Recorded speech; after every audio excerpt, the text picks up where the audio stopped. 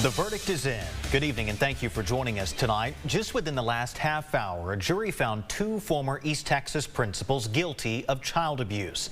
That jury convicting Cassandra James and Linda Lister for ignoring reports of abuse against disabled students while they were both in administration at J.L. Everhart Elementary School in Longview. As KLTV7's Katie Parker reports, the verdict comes after the jury spent 3 days listening to testimony and watching surveillance video. The principal is in charge of that school. The principal is in charge of the teachers. The principal is responsible for the activities going on within that life skills classroom. Closing arguments follow 3 days of witness testimony and surveillance footage. In the trial of former J.L. Everhart principals Cassandra James and Linda Lister, the pair charged with multiple accounts of child abuse against disabled elementary students. We look at any child and we want to protect them. But in this case, not only do we have children who have no way to speak for themselves.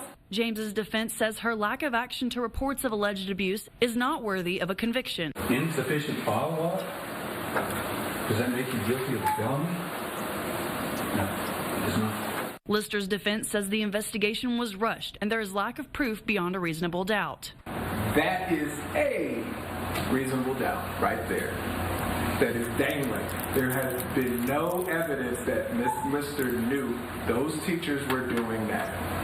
Earlier, 40 minutes of child abuse footage at the hands of life skills teachers and aides were shown. Children with disabilities were dumped from chairs, smacked with yardsticks and cardboard tubes, and had water poured on them, and were pulled across the room by their arms and legs, among several other acts. In one video where Lister and James are seen, a child is curled up in a corner. Lister denies ever using corporal punishment on a life skills student, but there's records of kids who were scared of Lister's punishments.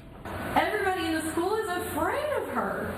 You have these children talking about how they are scared of Miss Lister. On video, Lister slaps a paddle against the wall above a child's head, ordering him to get up.